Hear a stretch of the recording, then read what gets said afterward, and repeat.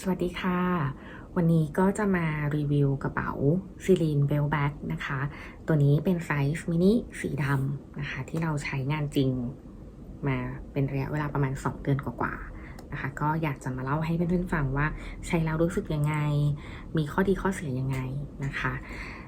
ก่อนอื่นขอแนะนำตัวกระเป๋าก่อนนิดนึงเนาะตัวนี้ก็คือเป็นรุ่นยอดฮิตของซีลีนนั่นเองก็คือตัวเบลแบ็กนะคะที่มันจะมีสายลักษณะนี้แล้วก็มีตัวแฟลปด้านหน้าแบบนี้นะคะที่แบบขึ้นมาได้แล้วก็ด้านในก็จะมีซิปชั้นหนึ่งนะคะปิดได้ปิดก็เสียบมาแบบนี้แล้วก็ต้องดึงนิดนึงเพื่อให้มันเข้าล็อกนะคะแล้วก็มีหูหิ้วแบบนี้แล้วก็มีสายสะพายนะคะของไซส์มินิสายสะพายก็จะสั้นนิดนึงเพราะว่าพอสะพายไปแล้วมันก็จะไม่ยาวจนเกินไปนะคะทีนี้ถ้าพูดถึงไซส์อันนี้เดี๋ยววัดให้ดูเลยนะคะว่าไซส์ของมันไซส์จริงเป็นยังไงอันนี้เอาที่ฐานก่อนเนาะฐานกระเป๋าเนี่ยเป๊ะๆเลยนะคะก็จะอยู่ที่28เซนติเมตรนะคะส่วนด้านบนคร่าวๆนะคะความกว้างของมันเนี่ยอยู่ที่ประมาณ38เซนติเมตรนะคะแล้วก็ความหนาด้านข้างที่ก้นนะคะก้นกระเป๋าก็อยู่ที่ประมาณ17เซนติเมตรนะคะ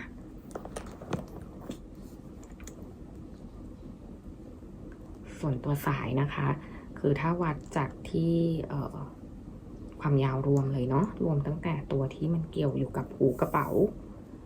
นะคะก็อยู่ที่ประมาณ77เซน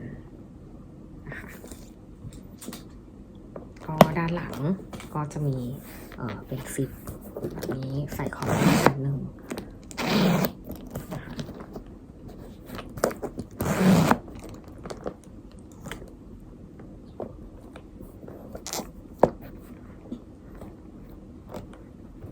ตัวหนังก็จะเป็นเกรนนะคะข้อดีของหนังที่เป็นเกรนลักษณะนี้ก็คือเราไม่ต้องกังวลมากเรื่องของรอยขีดข่วนนะคะถามว่ามีบ้างไหมมันก็มีได้ถ้าเกิดแบบโดนอะไรที่แบบคมๆจริงๆนะคะแต่ว่าเท่าที่ใช้ม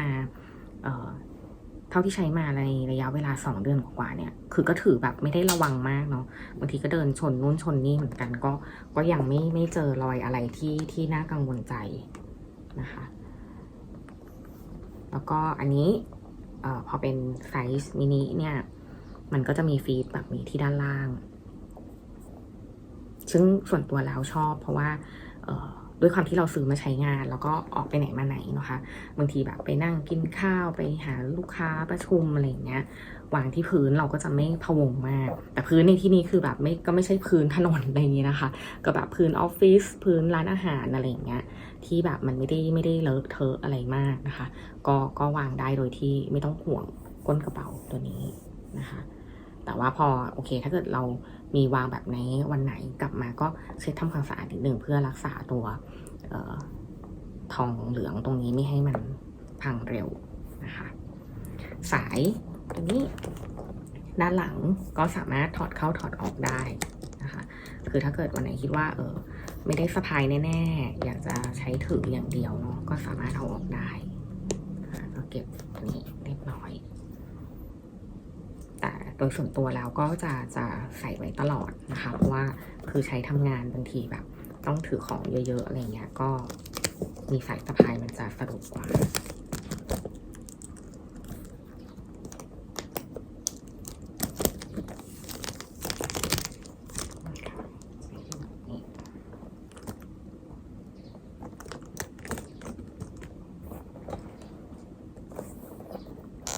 ตัวเบลของมันนะคะคือจริงๆมันก็จะยาว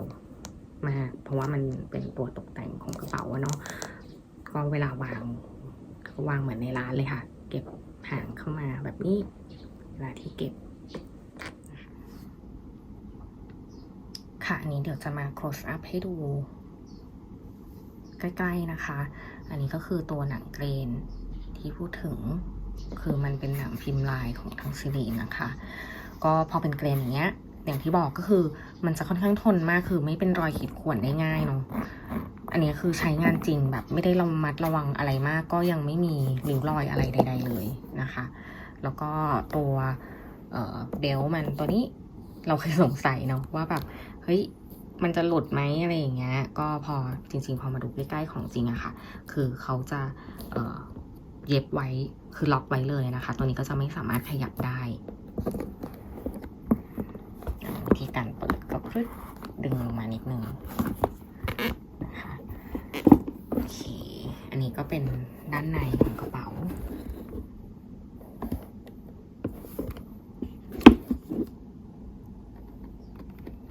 ค่ะก็ด้านในก็จะเป็นหนังกลับหมดเลยทั้งใบเนาะแล้วก็มีหมุดอยู่ที่พื้นก็จะมีแค่เฉพาะในรุ่นมินินะคะเพราะมันคือหมุดของตัวฟีดที่ก้นกระเป๋า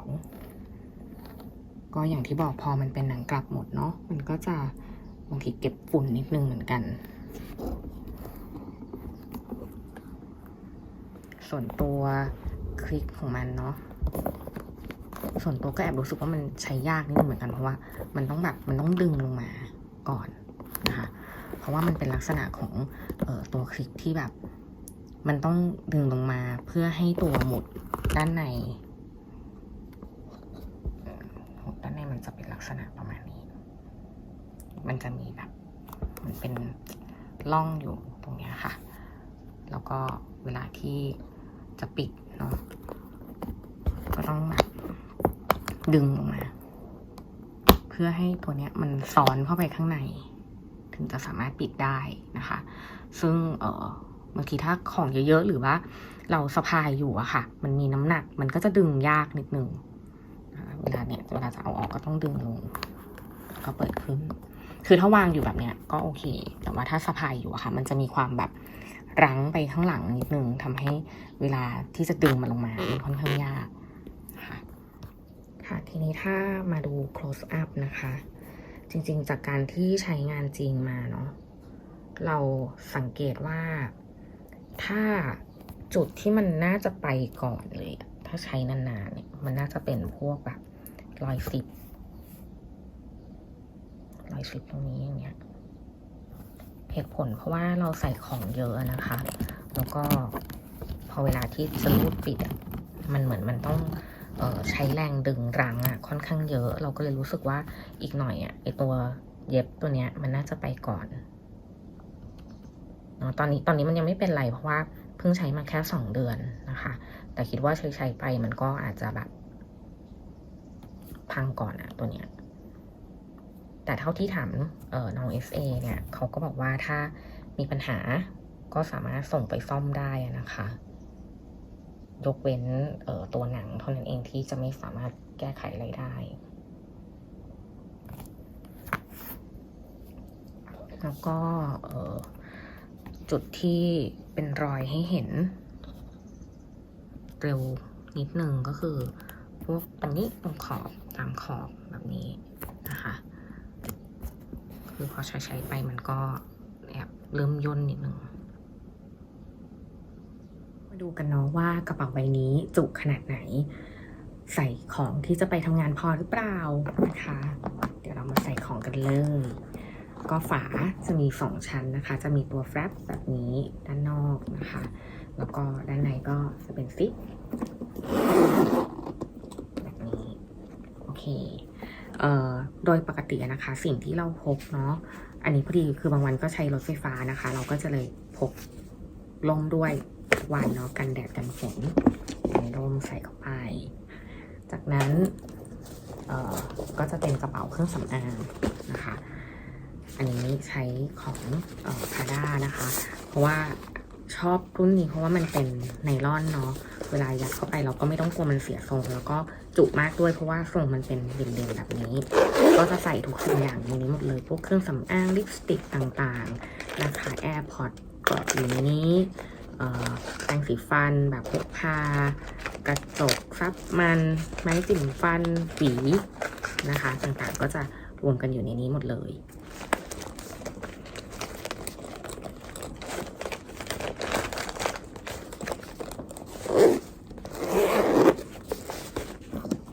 ใส่เข้าไปจากนั้นนะคะก็จะมีผ้าคลุมไหล่นะคะเป็นคนขี้หนาวก็เลยจะพกอันนี้ไปด้วยก็ใช้เป็นของอิเซมิยาเกะตัวนี้เป็นฟรีกันนะคะคือมันน้ำหนักมันเบาเวลาพกก็ไม่หนักมากแล้วมันก็ขยุ่มได้ไม่ต้องกลัวนะคะแต่กลัวมันเสียก็เลยเอามาใส่ถุงผ้าไว้ชั้นหนึ่งแล้วก็เป็นกระดาษทิชชู่แห้งทิชชู่เปียกก็ใส่รวมกันอยู่ในนี้นะคะจากนั้นก็จะเป็นกระเป๋าใส่การ์ดนะคะตัวนี้ก็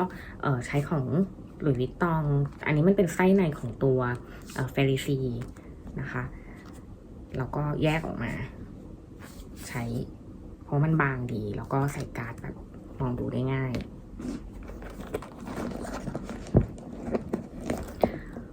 ส่วนเงินนะคะก็เราใช้เป็นแบบนี้นะคะก็เล็กๆกระทัดรัดน่ารักดีเป็น Hermes Bastia คือชอบเพราะว่ามันพับแบงค์ใส่ได้พอดีเนาะแล้วก็เวลาที่จะดูเหรียญเนี่ยก็เทลงแบบนี้แล้วก็เลือกเหรียญเอาเสร็จก็เทกลับไปแล้วก็พับเก็บกลางวันลงไปกินข้าวก็เอาไปแค่นี้นะคะแล้วก็เป็นกระเป๋าใส่กุญแจบ้านกุญแจรถนะคะก็จะรวมอยู่ด้วยกันอย่างนี้แล้วก็กระเป๋าใส่นามบัตร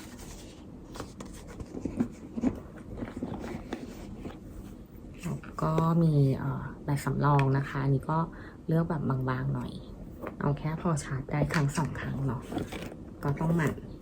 เอามันมาชาร์จแล้วก็สายชาร์จก็เลือกแบบสั้นหน่อยนะคะไม่มีกินที่แล้วก็มีถุงช้อปปิ้งนะคะเวลาซื้อของสุดท้ายเป็น iPad Pro นะคะคือตัวเนี้ยเป็นตัวหลักเลยที่ใช้เป็นเกณฑ์ในการเลือกซื้อกระเป๋าเพราะว่าต้องพกไปทำงานทุกวันนะคะก็เลยต้องหากระเป๋าที่สามารถใส่เจ้า iPad Pro ได้ด้วยเนาะซึ่งอันเนี้ยใส่ได้พอดีนะคะอันนี้ก็ใส่เรียบร้อยแล้วข้างในก็ออกมาเป็นประมาณนี้นะคะก็จัดให้มันเป็นแนวตั้งนะคะเวลาจะหยิบใช้อะไรก็หยิบได้ง่ายอันนี้คือถ้าจัดแบบนี้ไม่จำเป็นต้องใช้ตัว